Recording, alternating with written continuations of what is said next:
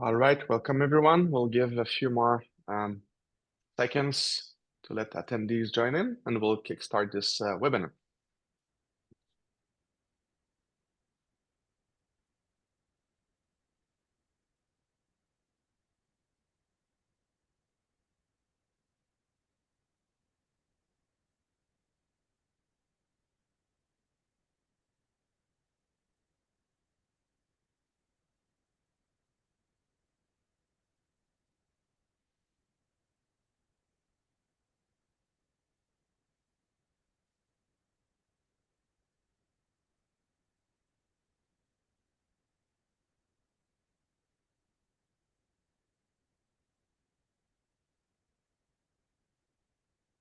All right. I want to be respectful of everybody's time, so we'll start this webinar. Welcome, everyone. My name is Edouard Clément. I'm the Executive Director at the Energy Modeling Hub. It's a pleasure for me to co-host this event today, Navigating the Energy Transition, Insight from Model and Decision Analysis, with our colleague from GERAD. So this webinar marks the kickoff of a thematic semester on decision support for energy transition, organized by the Group for Research and Decision Analysis, GERAD, and I'll introduce Olivier in a minute. For those of you that don't know about EMH, so our mission is really to bridge the gap between energy modeling and policy making. We provide access to robust open source tools, and we foster collaboration among expert academics and private sector, as well as governmental agencies. So we're dedicated to support evidence-based decision-making to drive transition to a net zero economy. So today's event, we'll have the pleasure to hear about Dr. Jesse Jenkins and Dr. Erica Thompson. But before we go there, I would like to introduce the moderators for today's webinar. This webinar will be recorded. If you have any questions during the webinar, feel free to use the Q&A chat box. And at the end of the webinar, I'll be reviewing some of the questions and we'll ask our panelists and Olivier to provide some feedback. So let me introduce Olivier Ban. Olivier is a full professor in the Department of Decision Science and co-director of the pole E3C at HEC Montréal. He also served as a director of GERAD, an inter-university research center specializing in decision analysis. Additionally, Olivier is an associate editor of the Journal of Energy's Energy Strategy Review and Environmental Modeling and Assessment. His research focuses on energy economics and climate policy modeling. So Olivier, the floor is yours. Thank you, Edouard. So as you mentioned, GERAD stands indeed for the Group for Research in Decision Analysis. It's an inter-university research center located in Montreal. We have about 100 members specialized in decision analysis. And these members come mainly from Quebec University, such as HEC Montréal, Polytechnique Montréal, McGill, and UQAM. So at GERAD, we have 4 research axes, one of them being decision support made in complex systems. And the models and methods we developed are deployed in a broad field of applications, and one of them being energy, environment, and natural resources. So as you mentioned, in this context, GERAD is organizing this year a thematic semester on decision support for the energy transition with a series of events. In particular, we're going to have 2 symposiums in March and April, and then the summer school. And to launch our thematic semester, I'm very happy to welcome Dr. Jesse Jenkins from Princeton University and Dr. Erica Thompson from UCLA, University College London, for this webinar, as you mentioned, Edouard, entitled Navigating the Energy Transition, Insights from Models and Decision Analysis. So our first speaker is Dr. Jesse Jenkins.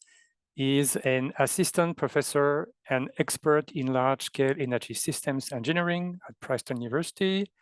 He leads the Princeton ZERO Lab, where he develops optimized models to guide low-carbon technology policies and investment. So without further ado, Jesse, you have the floor for your presentation. Thank you very much. Hello, everybody. Excited to talk to you today about my favorite topic, which is energy systems modeling and providing decision support for pathways to net zero emissions.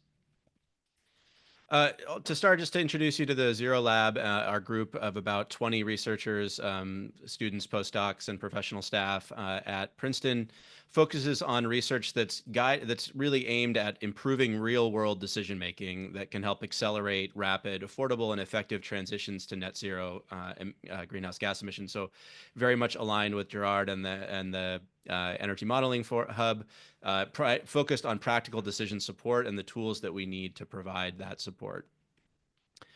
Our work is organized into three main areas. The first is improving macro scale energy systems models, so models of energy systems at kind of regional and national scales or scopes.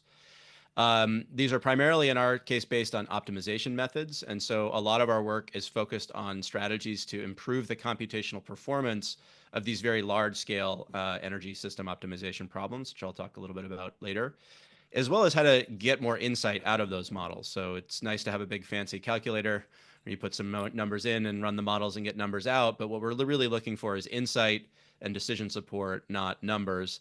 And so we also focus quite a bit on how we can use these tools to generate more effective insights and provide interactive, ideally, decision support for stakeholders as well.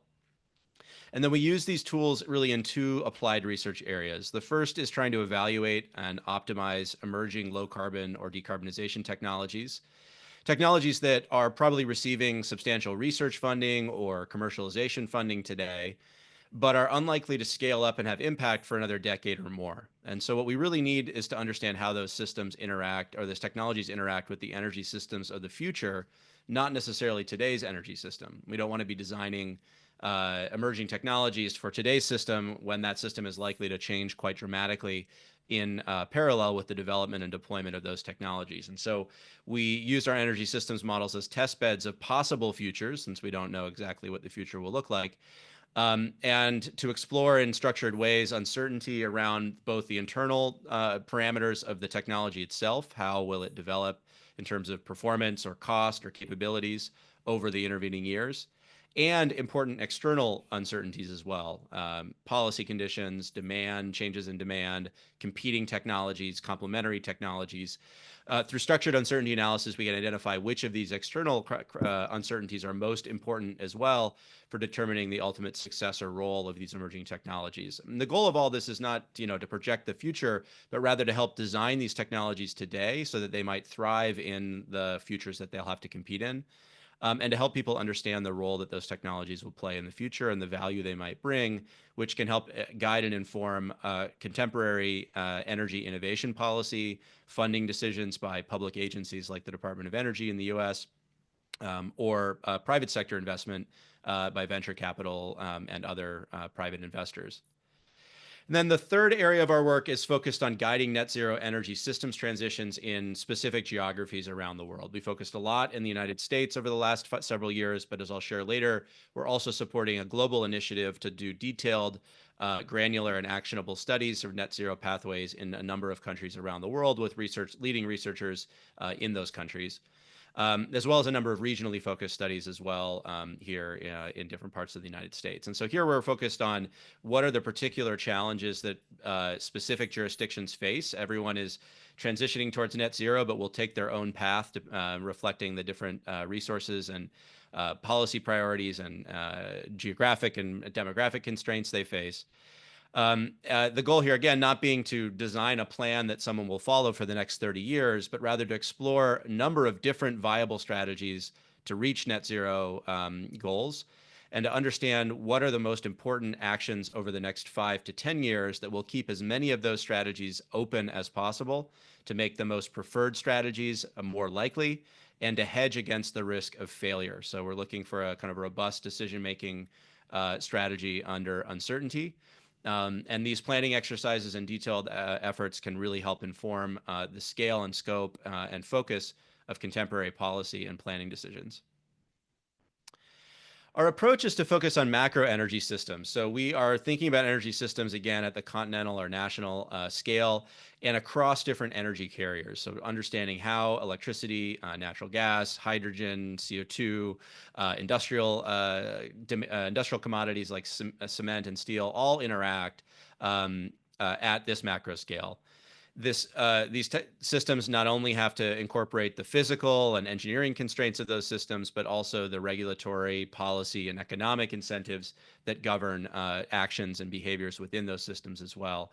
So they're complex socio-technical systems, and we do that. We represent these primarily through modeling large-scale optimization problems.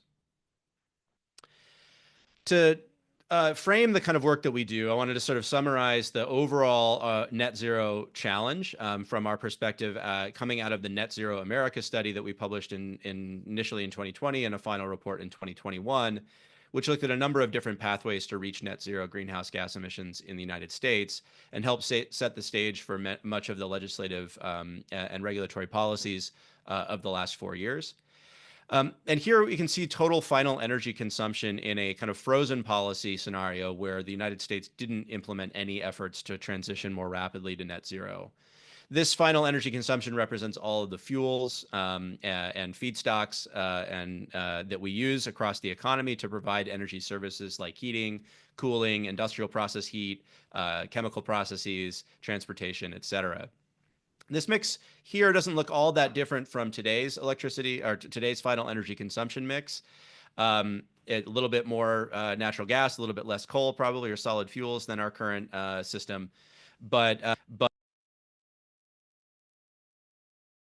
Mike just switched. There you go. Okay.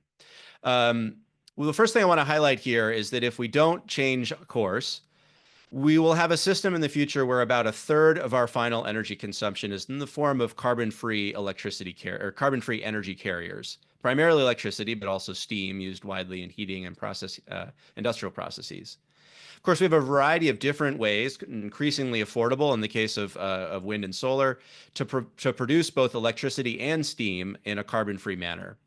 And what that means is that since the final consumption of these fuels does not itself release any CO2 or air pollution, if we can produce these fuels in a clean manner, we have end-to-end pathway of production, transportation, and use that is fully decarbonized. And this is where we want to be headed for net zero transitions.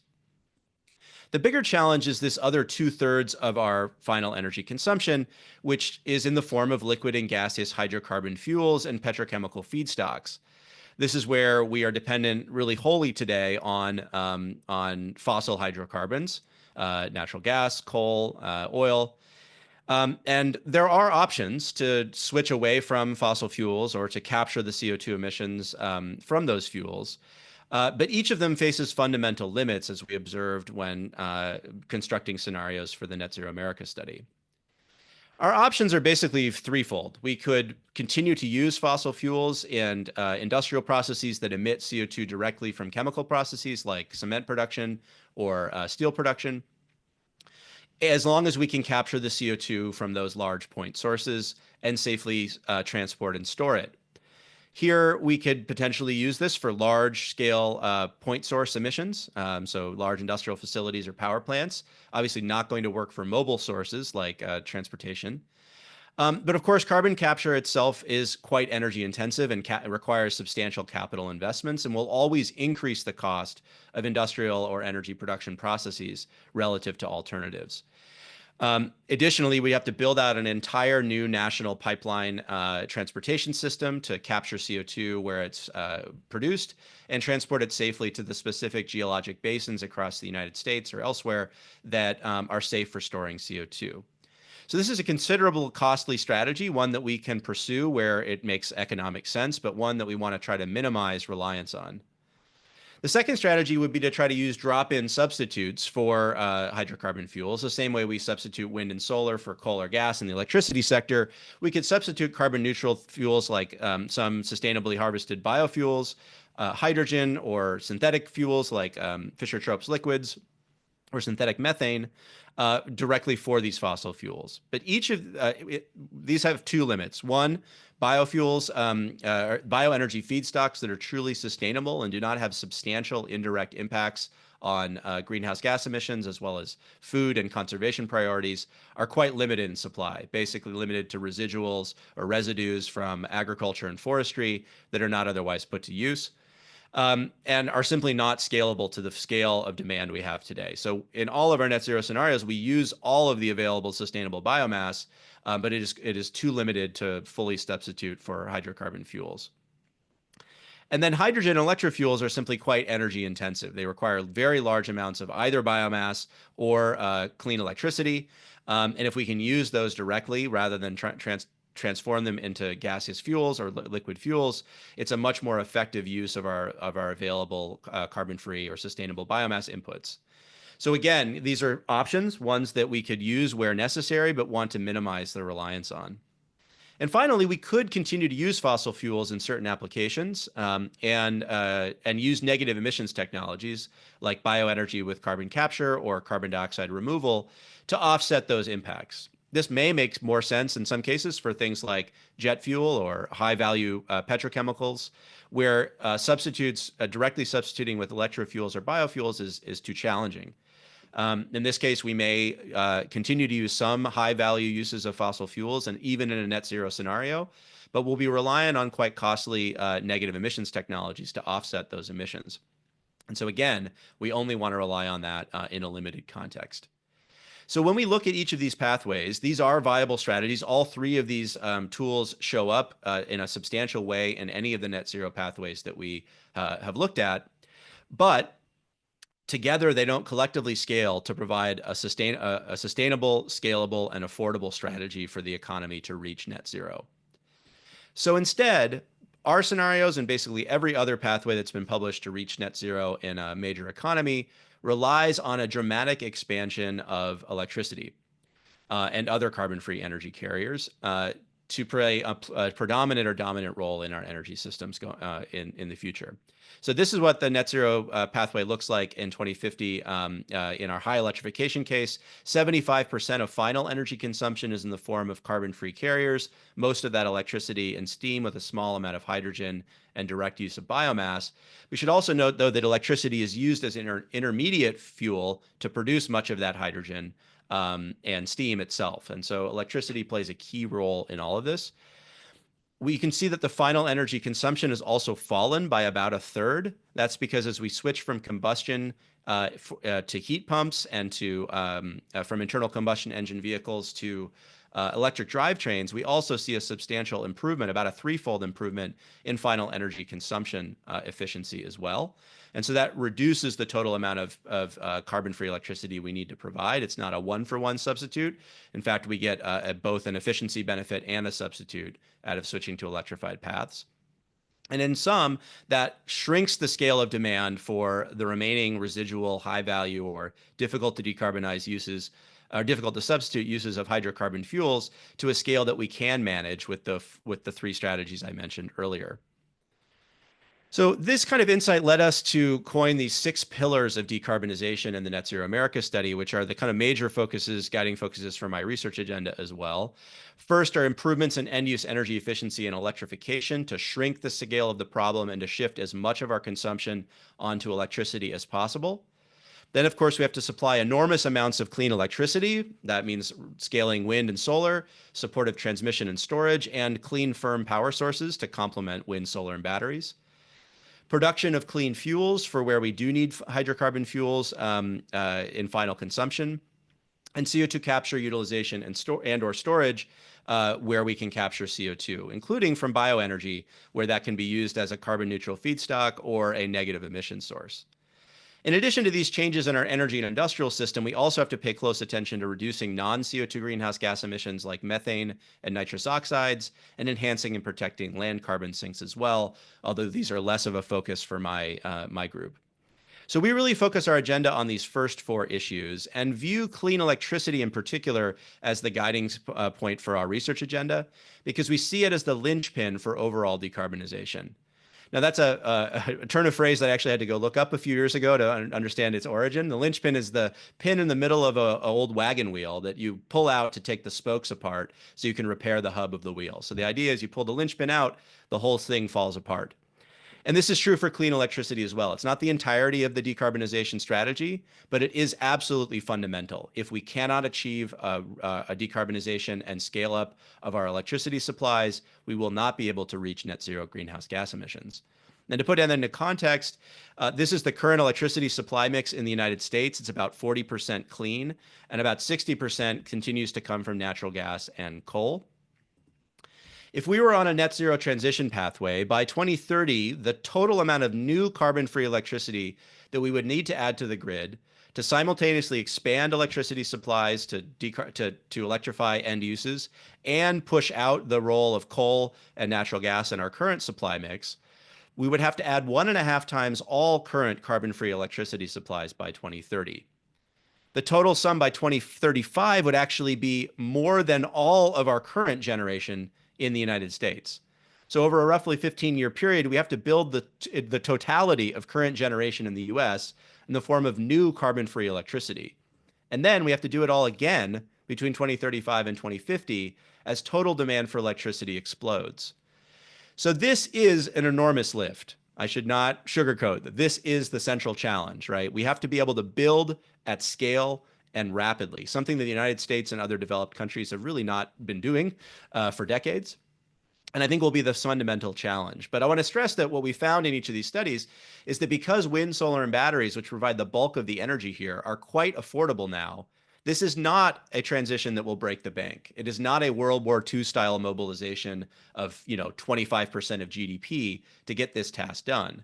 In fact, while we have to build an enormous amount of electricity infrastructure, it comes at a reduction in total final energy consumption and substitution for large amounts of otherwise needed capital investments in our existing fossil energy infrastructure and supply chains. And so in total, we see actually total annual energy expenditures as a share of US GDP being smaller than they are today in each of the net zero transition pathways. So affordable, but challenging. Now, to chart this course forward and to continue to provide effective decision support, we think that what we need is a new generation of very high resolution, electricity-centric, economy-wide models that capture all of the major energy and industrial systems. I argue this needs to be electricity-centric because while this is the Sankey diagram of flows of primary energy to final energy services across the economy today, where each of the sectors is largely independent. We have some linkage from natural gas use across buildings, power generation, and industry, but really we can separate out electricity modeling from, say, natural gas systems, from industry, from liquid fuels, without too much loss in fidelity and loss of interactions between these networks. This is what a decarbonized system in 2050 looks like. Now, electricity plays in all of the sectors as both an intermediate and final fuel, where it doesn't supply all of the end uses, or it competes with everything else. We also now have hydrogen and biomass as strong linkages across multiple sectors. And not shown here is the capture, transport, storage, and use of CO2, which also strongly links each of these sectors. And so it no longer is tenable to treat the electricity sector in isolation, as it will miss the fundamental interactions with the rest of the economy, nor is it tenable to model economy-wide energy systems models without a high-resolution representation of the electricity sector, because if electricity is 75% of final energy consumption, half of primary energy supply, and we're not representing that sector effectively, we have significant biases in our representation of electricity, we're also going to bias pretty much the whole system. And so this is challenging because today's electricity system models are pushed to their limits computationally just to represent the electricity system accurately. We have economy-wide models that have been in use for many years to understand the overall flow of energy across the economy.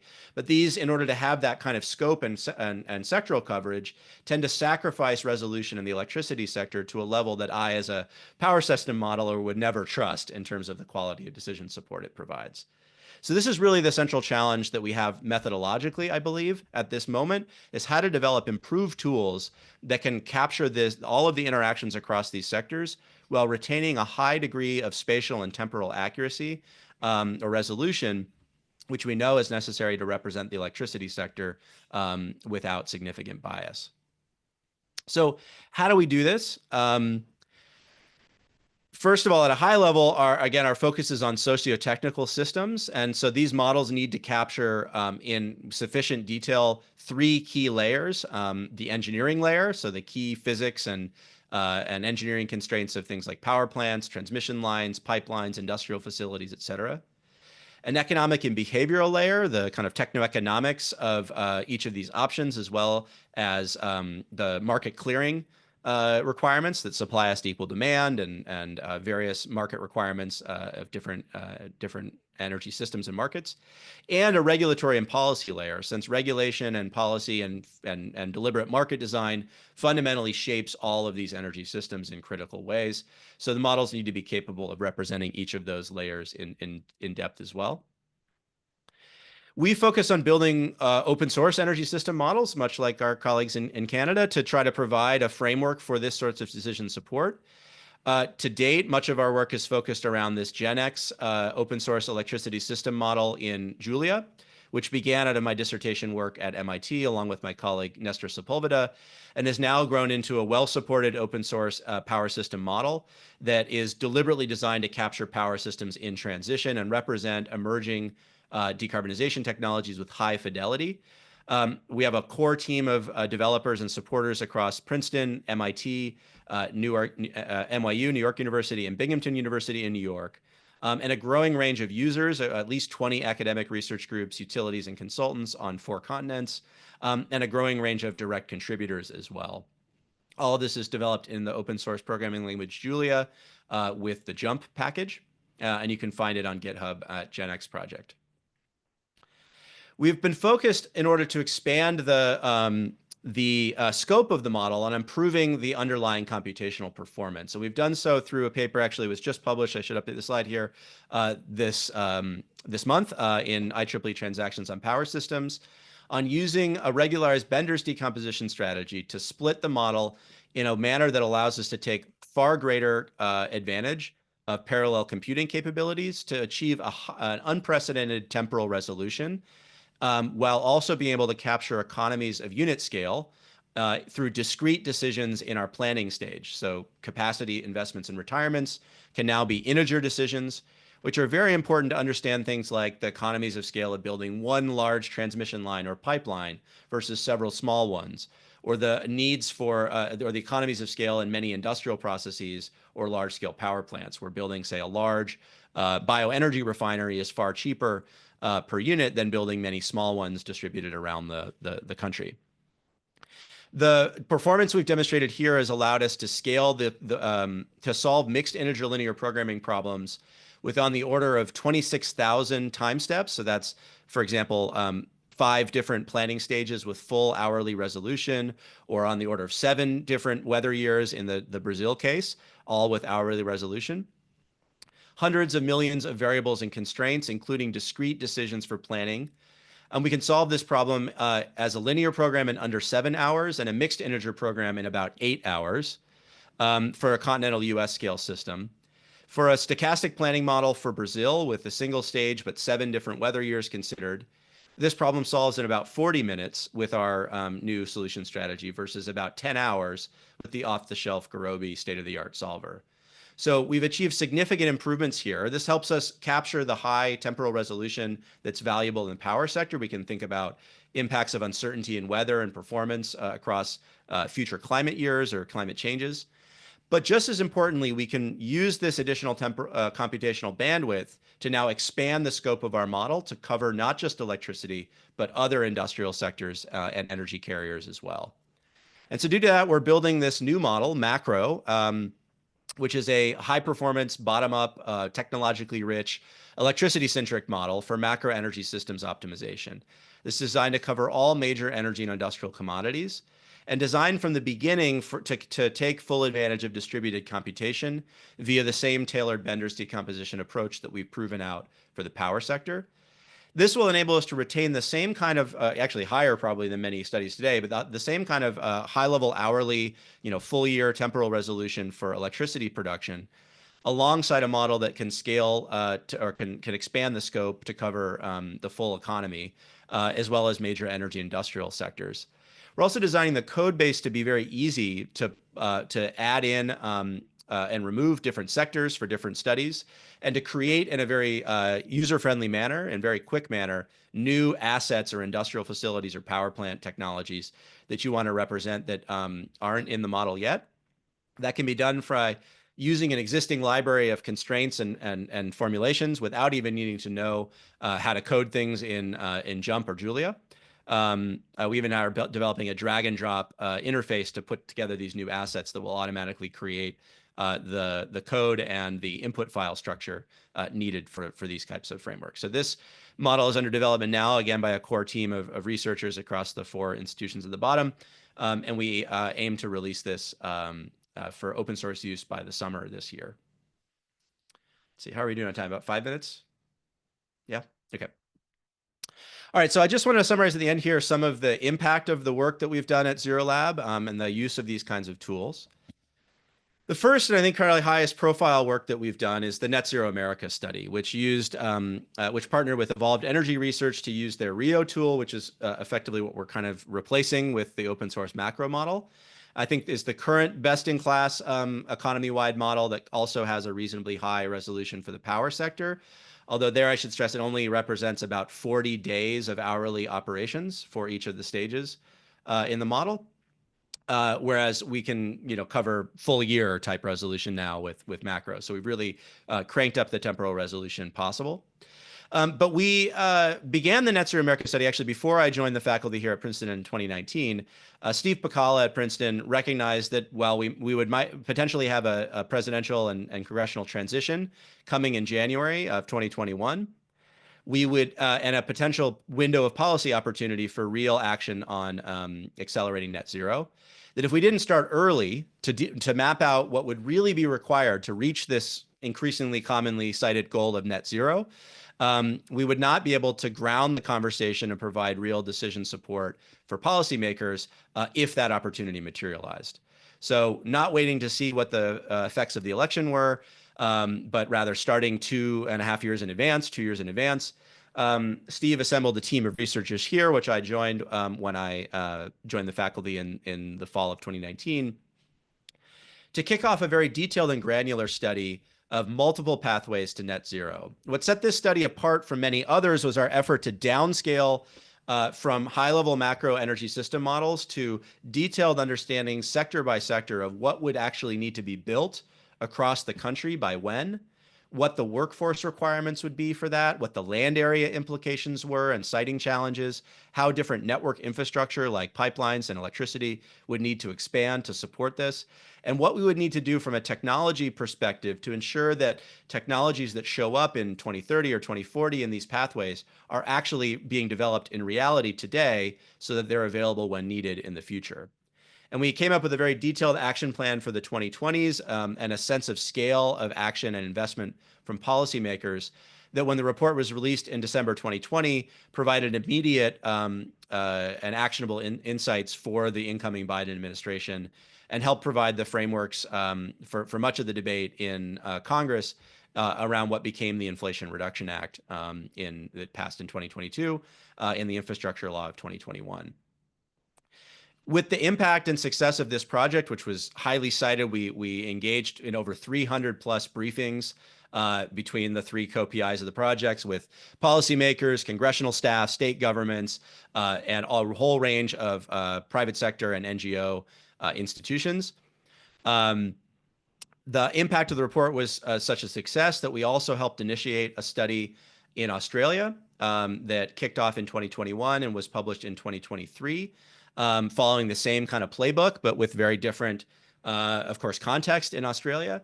And that was led by the University of Melbourne and the University of Queensland with initial support from Princeton and advice from the core team from the Net Zero America study.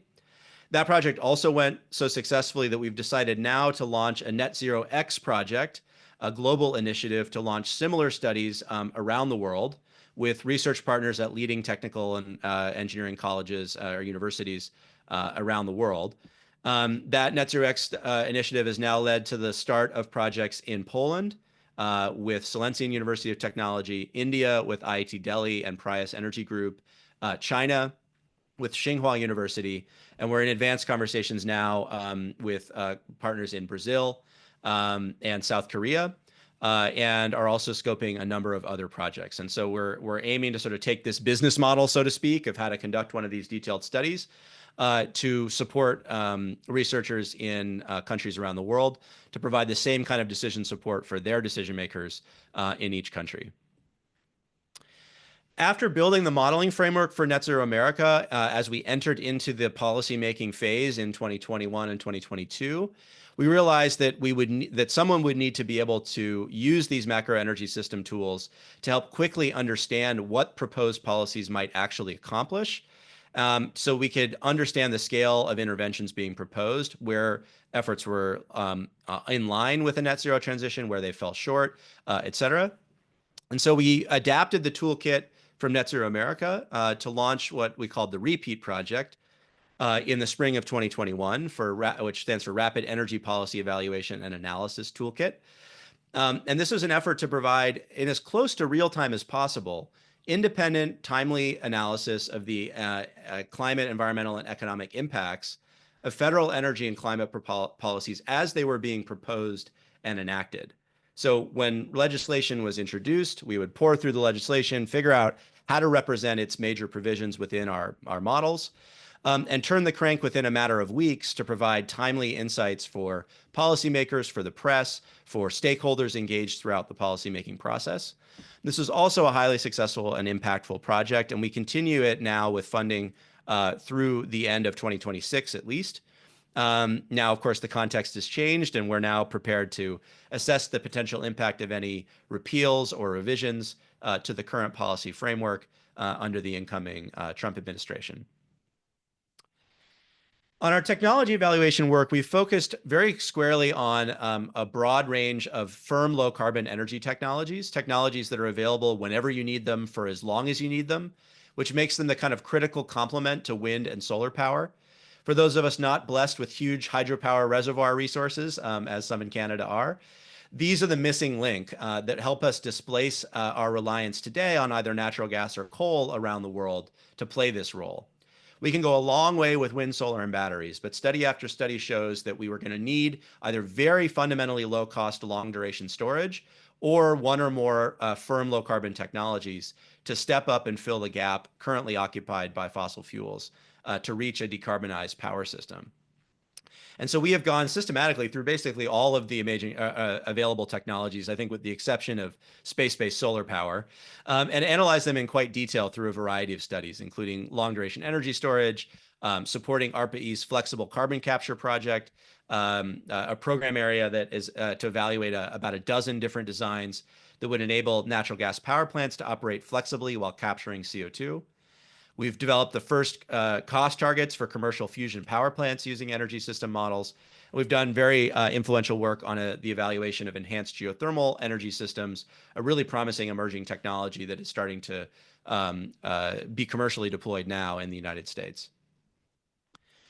And then we also have focused on providing the policy framework for many of these emerging technologies, including clean hydrogen, where some timely work that we did to understand the indirect emissions impacts of grid-based hydrogen production in the United States under a variety of potential rules really set the stage for a very contentious but for now recently finalized debate over how to implement the clean hydrogen tax credits established by the Inflation Reduction Act of 2022, which was finally finalized in January 3rd of this year, and largely follows really quite closely the recommendations that were derived from our paper here, which you can see has now been downloaded over 26,000 times. This is the benefit of an open access journal article and the timely publication of a policy relevant paper. We can actually get it into the hands of the people who need it. It was cited multiple times in comments, including that we filed ourselves in the rulemaking process, in the press, and by stakeholders throughout the process here. So just to wrap up, I think the key to success here for providing decision support, and the reason that Zero Lab has had a substantial impact, is that we're in constant dialogue as much as possible with stakeholders and decision makers, whether that's through our Zero Carbon Technology Consortium, which consists of leading technology companies and investors and technology policy groups that help guide and support our technology evaluation work, frequent briefings and engagements with government staff from the Department of Energy, EPA, White House, et cetera, engagement with stakeholders that are trying to shape the policy debate in the NGO community and in industry. we are frequently asked key questions, right? Guidance on questions that these real world stakeholders are facing today, that they need better answers to. Sometimes we have the answers to those questions handy. We know from our previous work, or we know from our colleagues' work, or the broader literature out there, and we can act as synthesizers and kind of conduits to help support decision makers with the insights that we have handy. But quite frequently, of course, we come face to face with questions that we don't have good answers to yet. And those are the questions that are worth asking, right? Those are the questions that are where there's an open space in the academic community, where we don't have a clear answer yet, and where there is an immediate demand for insights and answers in the real world. Decisions that are going to shape billions of dollars of investment, that are going to drive millions or billions of tons of greenhouse gas emissions, and where we can have a true impact. And so that's what really guides our selection of questions for our research group. We don't always have the right tools. That's the third piece of the puzzle, right? Is, questions that policymakers or decision makers need insights on, where we don't have immediate answers in the academic community or elsewhere, and where we have the toolkit to answer them. That's the kind of work that we set ourselves to do, and why I think our work has consistently had significant impact. And of course, we continue to try to improve the toolkit we have so that we can overlap and be able to answer more of those interesting questions over time. All right, I'll stop there. I look forward to the Q&A. I know Eduard and others have some challenging questions prepared for us, and I look forward to the rest of the conversation. Thanks. Well, thank you very much, Jesse, for this very interesting presentation. We have indeed already several questions for you in the chat, but we will indeed wait for a dedicated Q&A section. So let us move now to our second speaker today, Dr. Erica Thompson. She is the author of the book Escape from Model Land. She is an associate professor at University College London and an expert in decision-making modeling. Her research focuses on interpreting models to inform policies and strategic decisions. So without further ado, Erica, you have the floor for your presentation. Well, thank you so much. It's great to be here. Thank you so much for the invitation to speak today. I'm not sure how I can go after Jesse, though. That was really comprehensive.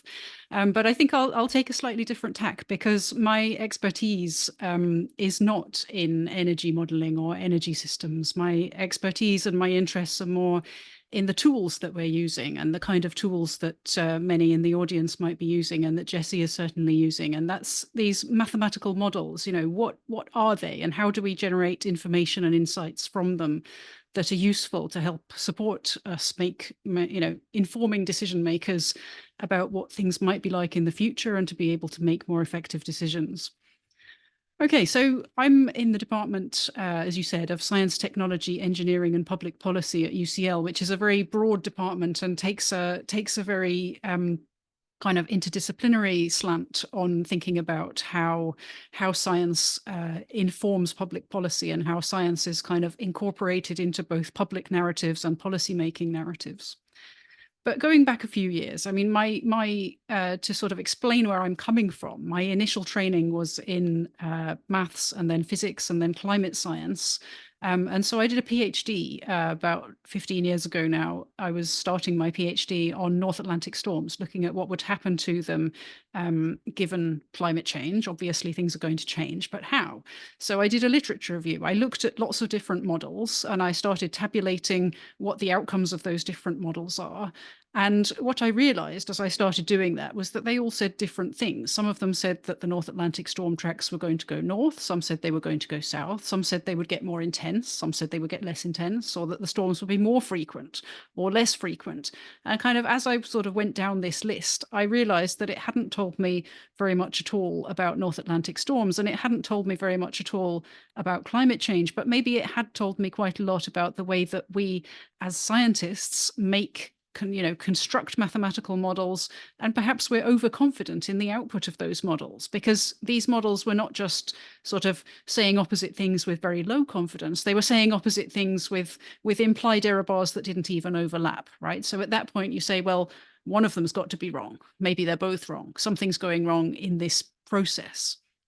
And so that question is sort of what has informed the rest of my research. Kind of, what is the actual status of this information that we get out of models? Is it something real? Is it something slightly arbitrary? Is it something constructed? Is it really an estimate of what the future will be? And so since then, for the last 10 plus years, I've been working on a series of different projects in primarily in the weather and climate domain, thinking about how models are used to inform decision making in catastrophe modeling, in insurance, in humanitarian disaster risk reduction, in again, weather and climate applications, some of those slightly adjacent to energy systems as well.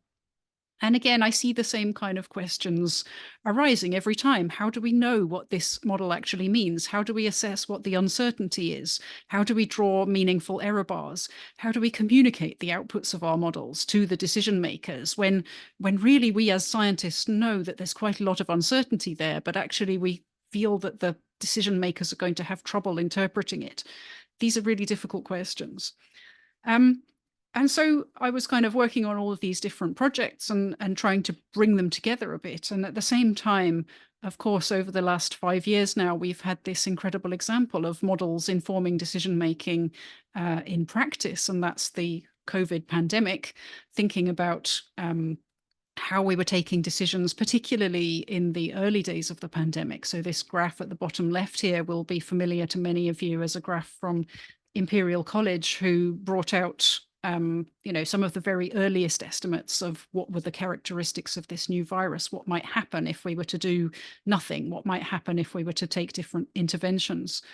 And of course, these models are not solely there to inform decisions. They are informing decisions, they are supporting decisions, but they're also being used for many other different reasons. They're being used to justify decisions. They're being used to communicate why you ought to do this thing. They're being used to generate narratives. They're being used to, to kind of facilitate that interface, that difficult interface between technical domain-specific knowledge, which is too complex for, practically anybody to understand, and the decision, the policy question, which kind of inherently has to be simple, and the people that are taking the decisions are not going to be, and maybe nor should they be, particularly expert in any of these technical domains.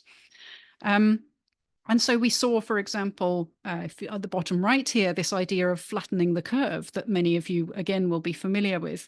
It's this is directly from a model, right, that has kind of escaped from a model and moved itself into the public imagination, into the public narrative. It becomes almost a meme. It's an idea. It's a way of thinking. It's a way of understanding.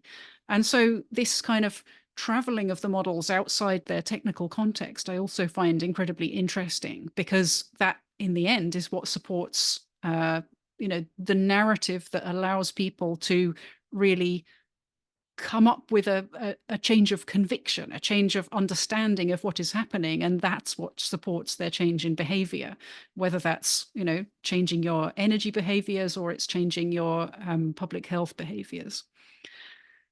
So I was observing all of this, and all of this at the same time, I was writing my book, Escape from Model Land, which you kindly referred to. So this is an attempt to kind of bring together all of these themes from both the mathematical context of models, model construction, model evaluation, understanding what we're doing mathematically, but also what are we doing socially when we construct a model? What are we doing with these narratives? What kind of convincing are we trying to achieve? What are we building in? What values are we building in? What assumptions are we building in when we construct a model?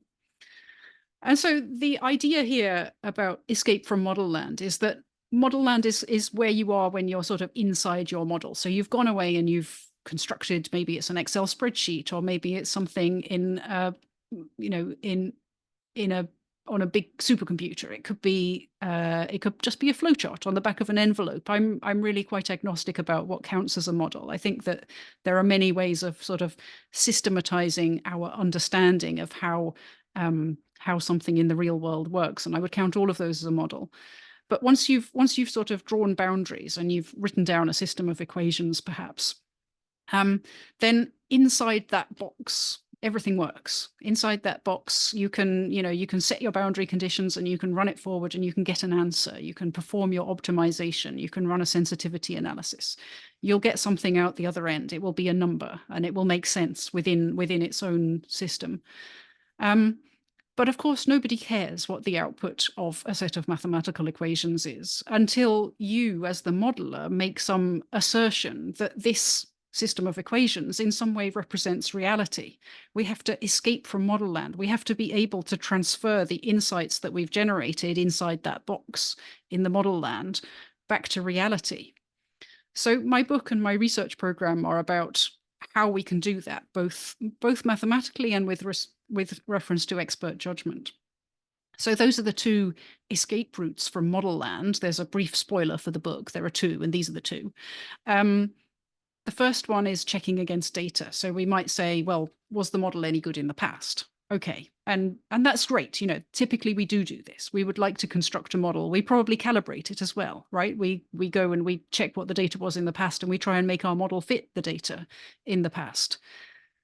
But just because it was good in the past isn't necessarily a warrant that it will be good in the future. It's a good starting point. But we also need to make expert judgments. So we also need to say that because it was good in the past, we make an expert judgment that gives us confidence that it will be good in the future. And that confidence comes from our understanding that the underlying system is remaining the same, that the assumptions that we've made that went into the first half of the model are going to be the same assumptions that are relevant when we start projecting forward. And in some contexts, that's no big deal. That's an easy expert judgment to make. I believe in the laws of physics. I believe that they've been true for the last 1,000 years and they're going to be true for the next 1,000 years. And so you probably agree with me as well. And we can construct a model which does not strongly depend on our expert judgment because we all agree. But there are many other assumptions, and we can think of political assumptions, technical assumptions, many obviously in the energy systems space, where experts might reasonably make different assumptions and might reasonably come up with different ways of modeling and different expectations about the degree to which different kinds of models will continue to be accurate in the future, given how good they might have been in the past. Okay, so let's think a bit more about that then. And what does that mean? Well, I'm not saying that all models are a sort of totally relative and that you could go away and construct any model you like if you just had a different expert opinion. Obviously, we can't do that. Some models are fantastic and some models are terrible. And there's a lot in the middle. There's a lot in those gray areas.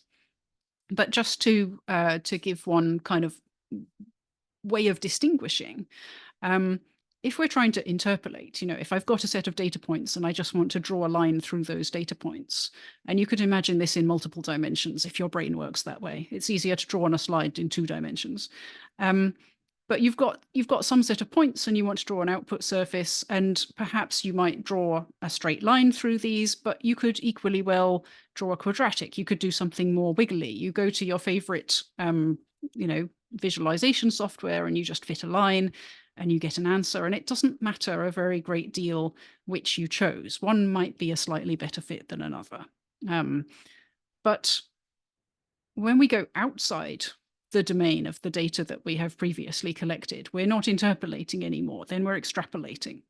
So in that regime of data-driven models, we can do really well just with data without making strong expert judgments. And our assumptions and our choices won't make a great difference. So for example, if we want to use AI or data-driven kind of statistical models, they will do very well in this white box. But what I want to highlight is that as soon as we start to go outside that box, we're into the domain of extrapolation. And if you think of an energy system model, well, how many dimensions does it have? Maybe quite a lot, and when we start going into high dimensions, then we need a lot more data to span our space to make the interpolation work. And we're also going to need a great deal more data to get out into the corners of whatever that parameter space is. We're going to need to run our model a lot of times, which is why it's important, for example, to see Jesse's work and how he reduces the time that it takes the model to run, because only by having a model that runs quickly can we get out into the corners of our parameter space and really understand what's going on there. But when we start to extrapolate, if we go beyond these bounds, then we're going into a realm where really the output is driven not by the data, but by the assumptions. It's pinned to the data, sure, when we're inside that white box. But once we go outside, you know, if I chose to fit a quadratic versus a cubic, then it will go off to infinity in different directions pretty rapidly. So it makes a lot of difference what I chose when I start to go there. And so those models are what I call assumption driven.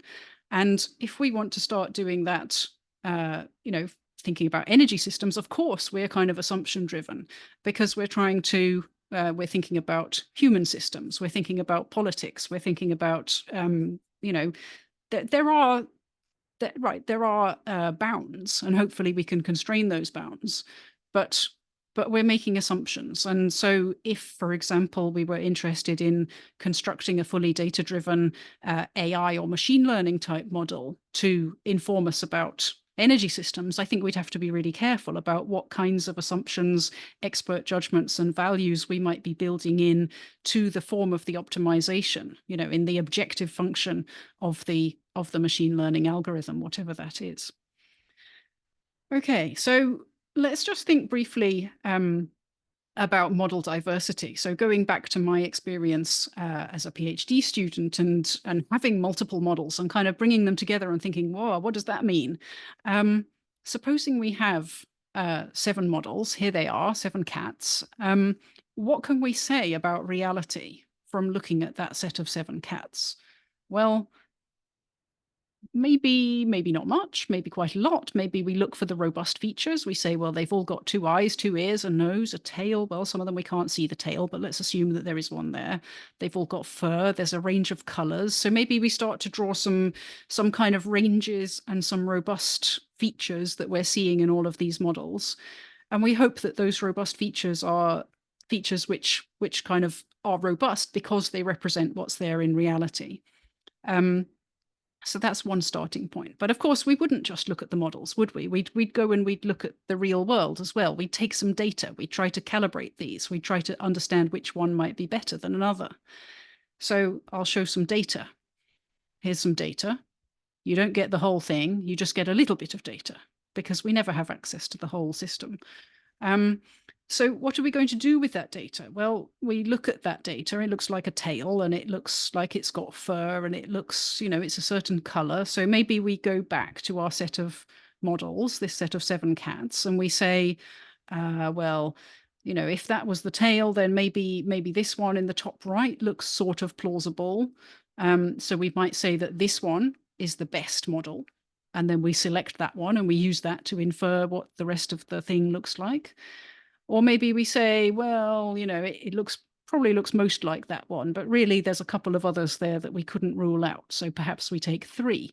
Perhaps we do some kind of model averaging. Perhaps we, you know, take features from different ones and mash them together somehow. Or perhaps we say, well, you know, it's a thing and it's got fur and I can't rule out any of these models. So maybe I'll just keep all of them and do some kind of model averaging. Maybe I do some really complex weighting system where I look at the one that is most consistent with the data that I have and weight them according to how consistent they are with it. Well, we could do any of those things, couldn't we? And hopefully, you know, if you do use ensembles of models, you recognize some of those processes as mathematical and statistical techniques for dealing with and making inferences from multiple models.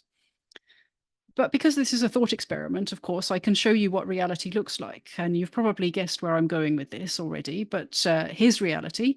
And it's not in our candidate set of models, of course, it's different. And this is generally the case, that reality is structurally different from the models that we have, and that reality tends to be outside our candidate set of models, and it also tends to be sort of structurally different. You know, it's not a dog is not part of the set of cats. It's not even really an out of focus cat.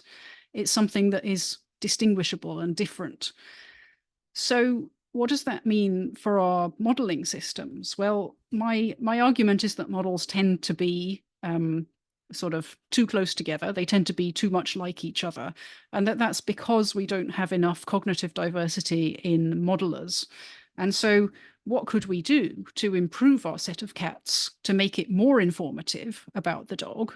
Well, we could construct a set which didn't have just cats in. We could construct a set of mammals, and if we had a pig and a tiger and a fox in that set as well, then we could draw meaningful uncertainty ranges that were more informative about the dog.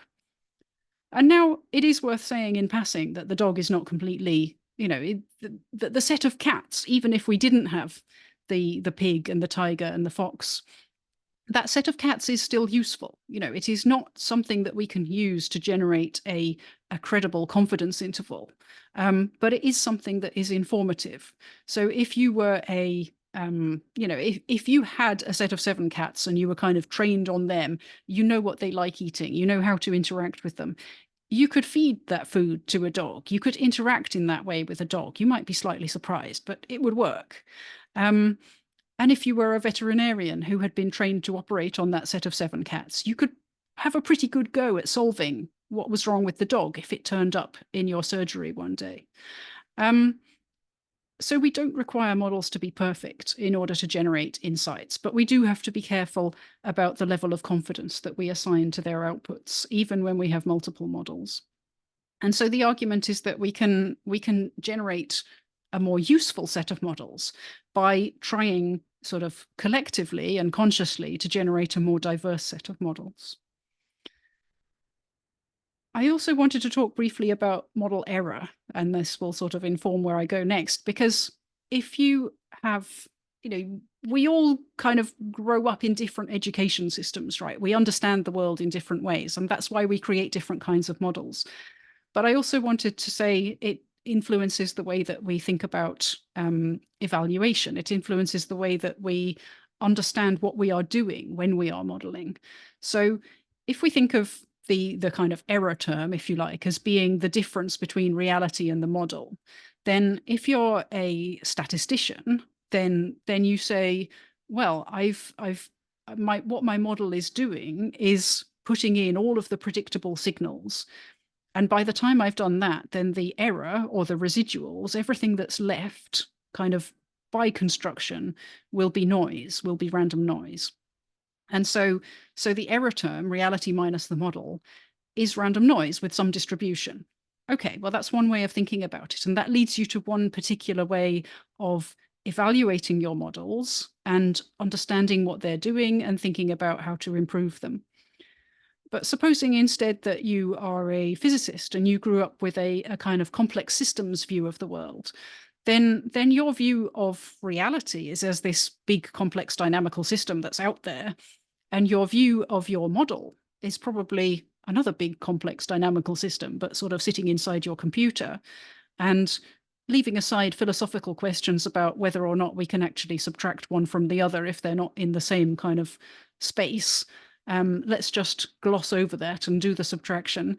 Then reality minus the model, this error term, is another big, complex, dynamical system.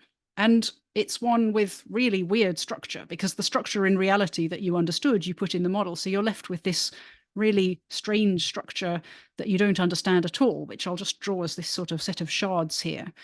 And so that will lead you to do something quite different. You will think about your model error differently, and you will think about improving your model differently if you understand the error term to be a big, complex system rather than to be a sort of statistical distribution. But then there's a third option, and that third option is that you are, maybe you don't have a mathematical background at all. Maybe you grew up in the humanities or thinking about anthropology, social sciences. And so you look at reality and you say, well, reality is that thing that's out there. And the model that I've constructed, well, that model that I've constructed is a function of me. It's a function of my understanding. It's a function of my judgment and my biases and my preconceptions and my ways of measuring and my ways of understanding the world. And therefore, the error term, the reality minus the model, is also a function of me, but it's the things that I don't understand and the things that I didn't think were important. the things that I wasn't able to measure, the things that I couldn't be bothered to measure. So that error term actually then is something that is inherently social and political and very much individual. And if we think of the error term in that way, then we think of, again, very different processes for evaluating models and different ways perhaps to improve models and to make them more relevant and useful. So to kind of come back, I've got this slide, but I thought I would borrow Jesse's as well, the privilege of going last. I can steal some slides. Thank you, Jesse, for this one. My point here is to say that, our models are engines, not cameras, in the words of the famous sociologist Donald Mackenzie. They are not there, as Jesse explained, they are not there to take a snapshot of reality. They are not there to tell us what the answer is. They're there to help us think, and they're there to help us construct the future that we want to achieve. They're there to help us communicate with other people. They are kind of ways of visualizing and ways of reducing the complexity of the system that's out there into something that's tractable, something that makes sense, something that helps us to hang a story and a narrative off of our data and our understanding in a way that we can then use to communicate with, for example, policymakers, energy policy. We can tell stories about, this is what could happen if we do this. This is what could happen if we do that. This is what would be required in order to achieve this other thing. This is what would be required in order to achieve something else. This is what we really need not to do in order to avoid sort of falling into a trap or locking ourselves out of future options. And these are all incredibly important. So I'm gonna sort of leave it there, really. I feel like that there's a whole lot of interesting things that we could pick up in the discussion. But really the key point is that models are both mathematical objects and social objects, and they perform this really interesting boundary function, sitting sort of at this interface between technical domain, policy domain, and also the public domain, because public narratives are so important in generating the buy-in that's needed for policymakers to be able to take decisions. They are the sort of this triangle that can't be ignored. They're part of that triangle. And so I think that mathematical models have this really active role to play in how we design systems and the purposes that we're trying to achieve. And so I'm particularly interested in kind of studying how we do that and thinking about, making effective and conscious choices about how to design models in order to generate the outcomes that we're looking for. Great. Thank you so much. All right. Thank you, Erika, for your challenging presentation. Let us now start the Q&A section of this webinar. So Edward and myself will monitor the chat. So please continue using this means to ask your questions to our speakers. If you allow me, I will start this section by asking myself a first question to both speakers. As an energy modeler, I'm often asked how useful our energy models are to decision makers. So my question to you both, Erika and Jesse, is how can we better bridge the gap between model insights and actionable policy, especially when there are inherent uncertainties and limitations in the models? So maybe I'll start. I mean, I think part of it is, again, using the models and designing them specifically to answer the questions policymakers are facing or need insights on for the decisions they're facing. So that requires a close engagement, right, with the policy community or the decision-making community itself, rather than the typical way that we pursue academic research, right, which is like, what's the intellectual frontier, and let's push it a little bit further along in this direction. So it's a little bit more of an applied, and publicly engaged, public-facing effort. I would say that, that all the points about uncertainty in these models are really important. We take action all the time without perfect foresight. And what models are designed to do is to try to help us take more actions that we're more confident in. And so we don't need perfect certainty to take more confident actions. We just need more confidence than we would have without these models. And so I think how do we make models useful? We make them useful in ways where they can build confidence. And so sometimes that means broadly exploring that uncertainty to understand which of the certain uncertainties we face actually would change your decision, right? You know, there's lots of things we don't know, but only a few of those might fundamentally change your plan or have you act in a different manner. And so particularly when it comes to technology evaluation, that's a lot of what we do, is try to understand, you know, how, you know, is this a technology that is going to have substantial impact under a huge range of futures, or only in a narrow range, or only if certain technologies that we think are probably going to pan out don't pan out, or, you know, vice versa. And that kind of insight can really help prioritize technology policy investment or venture capital investment, you know, in a, you know, where you have a limited pool of funding and you need to figure out what are the highest priority, you know, things. I'm not telling you what the future will look like. I'm saying it's very, you know, this technology could be very valuable under a wide range of futures, and it hinges on X, Y, or Z uncertainty. And you can then take your own subjective, you know, views about how probable those uncertainties are to inform, you know, the actions that you're taking. You know, in the case of the policy, like the climate, you know, the debate around the Inflation Reduction Act, I really appreciate, Erica, your point that these models are both social and, you know, mathematical objects, and that narrative is important. I mean, a big question, you know, throughout all this was this bill big enough? Was this a big enough action, a big enough intervention, right? And that's where having multiple groups, ours and a couple of others, being able to sort of comment on the scale of climate impacts, you know, of emissions impacts, even if those numbers are off by 100 million tons, you know, it's still good to understand the scale of impact that they're likely to have, and which sectors are likely to play the biggest role, or which policies are like, you know, which of the individual policies are likely to be most impactful. So I think that's, you know, I think that's key to remember, is like, if you're in most cases when it comes to policy action or planning, we don't need to predict the future, because we're going to have many opportunities to adjust the plan and, you know, refine it as the future unfolds and uncertainty reveals itself. It's not like an immediate control systems problem, right, where you have to take action and you have no recourse. So we don't need to know the future with perfect precision. We can't provide, you know, insight with perfect precision, but we can provide insights that that can build confidence in the decisions taken, and I think that should be our goal.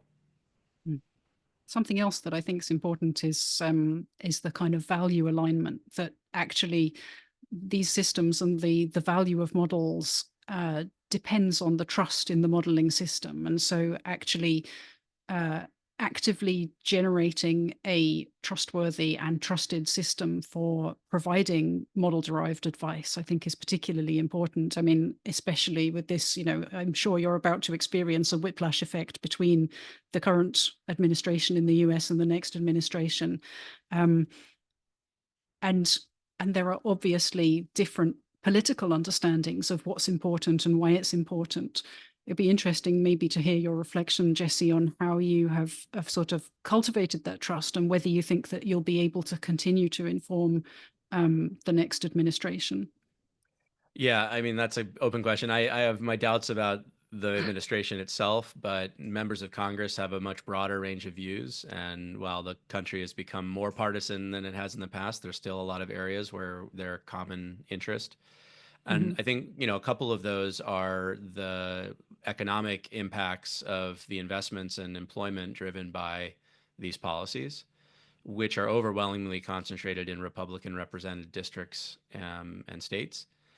And where they really do represent, in many cases, the most important, you know, economic driver of future opportunity in many of these places. And so, you know, Republicans only have a handful of votes in the House and a majority, and, you know, and a couple in the Senate. And so they need unanimity to make any decisions, to make major policy changes. And so it only takes a few, you know, or a few dozen, a couple dozen or so members who, you know, say this is not in our economic interest, you know, to fully repeal these measures. Maybe we should tweak them instead. To change the course of the policy outcomes. And so the question for us are like, what are the types of things that they're focused on and interested in? One of those are, you know, are investment and economic impacts. Another is the cost of energy, right? I mean, the big central tenet of Trump's campaign was we're going to keep cost of living lower, right? And inflation's terrible. We don't want to see more inflation, and repealing subsidies that help deploy additional energy at a lower cost is going to drive up electricity prices across the country for households and businesses and fuel inflation. And so we can hopefully help quantify the magnitude of that impact. These are the kinds of things. Obviously, I don't think the Trump administration is going to care that we show that full repeal costs us, 6 billion cumulative tons of emissions or something over this period. But they may care about many other outcomes you can get from these models, or certain stakeholders that in the House or Senate, and those who influence them may. So, yeah, exactly. Yeah. So that question, that sort of at the beginning, the key is to listen and to understand what the decision is actually about. Exactly. Is really important. Yep. Thank you both for this interesting discussion. I think we should move to the chat. There are a couple of questions. I think there is one which is like 3 times, Edouard, so I think we should ask this one first. Yeah, for sure. I think it's related to, at which frequency does those study needs to be updated? And maybe that's for JC, but also from Erica. Things change very quickly. You told us it's not about predicting the future, but there might be some trigger where a net zero study needs to be updated to provide new insights on new rules. Do you have some kind of rules about this, JC? And maybe Erica, you have some perspective on this as well. I mean, I think it does, again, depend on what insight, what the reason we came up. Oh, there we go. Sorry, you cut out. Yeah, you cut out. I think it depends on what insights you're trying to provide. In the case of the repeat project, the reason we called it repeat is because we knew we were going to be repeatedly turning the crank, and we wanted to signify that this is something that we're doing on an ongoing basis, and ideally a rapid basis for when new policy changes are made. Because clearly, one of the reasons we can't predict the future with any certainty is no one knows what Congress is going to do in 2036 or even 2025, right? And these are just deep uncertainties that no one can predict with any objective certainties. You can't draw statistical error bars, right, with these kinds of models. These are fundamentally deep uncertainties. So when we do see credible introduction of or proposal or debate around policies that are likely to have a big impact, then we turn the crank and we model them again. So that's one trigger. The other trigger are major changes in the macroeconomic environment, right? When we went through a huge inflationary cycle after the passage of the IRA and the kind of first round of modeling we did. And so we've had to update our assumptions and costs, and that has slowed the deployment of wind and solar in our modeling, for example, because some of the incentives provided by the law effectively got eaten up by inflation, right? And so we have to account for that. And then, a lot of what we're doing is quite, uncertain. And so we're always trying to ground truth it to what's actually happening in reality, right? So what does model land say? What does reality say? If they're differing, then we side with reality. And so we're also, at least on an annual basis, updating all of the fundamental assumptions and trying to, peg it to, like, this year in 2023, as an example, we saw about a 50% growth in electric vehicle sales in the United States. Typically, adoption of new technologies follows an S-curve kind of dynamic where it starts to look exponential, but then it enters a more linear phase. And during that phase, the compound annual growth rate should be declining, even though the absolute volume of sales is going up, right? Because your base is getting bigger each year. So we developed 3 different scenarios for EV deployment using differing declines in the compound annual growth rate. And so we were projecting a slower rate in 2024 than 2023, but our range was 30 to 40%, down from 50%. In reality, growth this year was 7.5%. So we dropped not just a little bit, but quite precipitously. That's largely due to Tesla's stumbles in the market over the first half of the year. And so we've rebaselined. We're in the process of rebaselining for 2025 to reflect that. Now, a lot of industry participants think we'll be back up at a 30% or 33% growth next year, back online, but maybe they're wrong too. So we need to account for that. We do the same thing around planned deployments of wind and solar, because now we can see the pipeline of projects coming for the next few years. We know what's in the interconnection queue, which is quite large. There's like 2,000 gigawatts of wind and solar and 1,000 gigawatts of storage in our queues. That's more than enough to meet the projected build out many times. But we also know that a project that isn't in that queue is not going to get built in the next 4 years or 5 years. So we're trying to incorporate that queue data to limit the projects available in our modeling only to those that are in the queue, to be able to more accurately predict where in the country deployment might occur. So, just always trying to take advantage of more information from the real world to make sure that the models are accounting for that, and then updating it frequently, because we're always going to be wrong. And so we get these, error bars or projections and cones that go up and down each year, and hopefully they, oscillate around reality somewhere.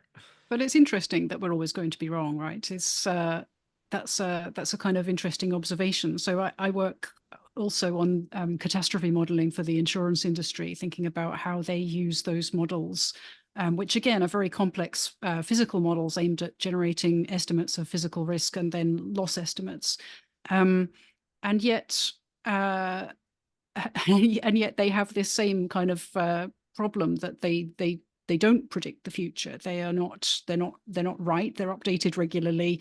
Each time there's an event, you update it, and then it sort of goes around, what you might think to be the right answer, but the right answer doesn't really exist. And really, those models are sort of a kind of narrative constructor, a way for the industry as a whole to generate some kind of quantitative feeling for the level of risk that is being underwritten by the industry, and to come up with numbers, to come up with a kind of narrative and a basis and a level of confidence for the number that they have to write down at the end of the day for how much risk they're taking. And I'm interested whether you think that is the electricity system different? Is the energy system different in a sense, or are we putting a huge amount of effort into constructing these very quantitative models in a sense as a sort of performative? Well, we've done this huge amount of effort, and therefore it must be better than one which is simpler. Because I look at the catastrophe modeling industry and I say, well, there's $1 billion industry making these models, and yet actually at the end of the day somebody kind of throws away that information and just writes down a number. Yeah, I mean, that's ultimately what happens in most of these cases, right? The decision, these are decision support tools, not decision making tools. They don't make the decision for you, right? They're not like, AI is running the show, right? So I do think there's some things that are quite different when we're looking at energy systems, in the sense that they're really quite socio-technical systems. This is true in disaster modeling too, because you have to account for the reactions of people, right, to these disasters. It's not just the physics, but this is such a central part of the energy system, is that there's a lot of really important physical constraints that you have to represent quite accurately. But also there's humans, and there's policies, and there's behavior, and all of that is quite difficult to parameterize, and quite uncertain in a not a probabilistic sense, but in a deep epistemic sense. And so that's why I think we really, with the exception of the repeat project, we really don't do anything that could be construed as prediction, right? We do exploration. We use these models not as crystal balls, but as exploratory tools to represent as close as we can to the system we're modeling in an internally consistent way, so that if you turn this knob over here and it does something over here, you get some insight about the behavior of the system, right? And not a precise quantitative outcome usually. Now, with the case of the policy sphere, there's a vacuum, right? There's an informational vacuum about what impacts these policy interventions will have on this complex system. And so when we launched the repeat project, it was a foray out of the space we typically operate into a much more predictive space. We're trying to say this will be the likely impact of this policy intervention. And there we are wrong, right? We're always wrong. And that opens us up to, criticism. And I've had emails from academic colleagues saying, this is absolutely not what you should be doing. This is, totally inappropriate. But the alternative is vibes, right? The alternative is people just act based on their vibes or their priors or their political objectives. And there's no quantitative anchoring for that discussion. And so the parallel I always had in my mind was the work of the Congressional Budget Office, which assesses the budgetary impact of all proposed legislation, right? Something that every policymaker wants to have an understanding of. Will this increase or decrease the deficit? By how much, right? Or will this add to our revenue or cost us? And those budgetary estimates are done over a 10-year period. And then they do longer estimates, but they really only count the 10-year period as far as the score. It's just a kind of arbitrary cutoff in the way that congressional accounting works. And they're completely non-transparent. The bill drops, CBO people get together, they pull as many numbers as they can, they run some internal models, they ask smart people, and they come up with an estimate. right? And it's the best estimate that they can provide on a timeline that's consistent with the decision that needs to be made. And it's always wrong, but it's better than having no estimate at all. And so that's kind of the role we wanted to play from a climate and energy systems impact perspective, right? We know we're off, but we're probably not off by an order of magnitude. And we're better than not having any information here at all, because we're using some of the best models available to represent these systems in a way where we can represent most, not all, but most of the policy interventions in a pretty explicit way. So that was our that's what got us comfortable with the idea that we were going to do this, is that the decisions will be made whether or not we provide information or not. I'm comfortable providing better information than is currently available, even if it's not perfect information.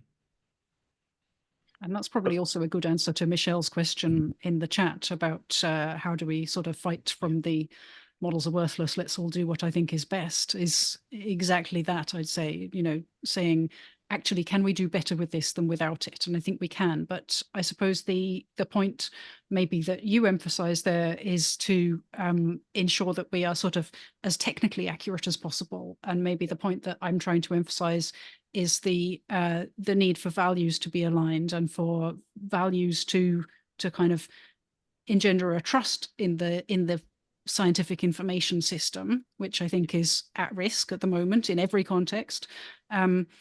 But also to kind of say, well, we can do better. How would we do better? How can we design our models more effectively to make them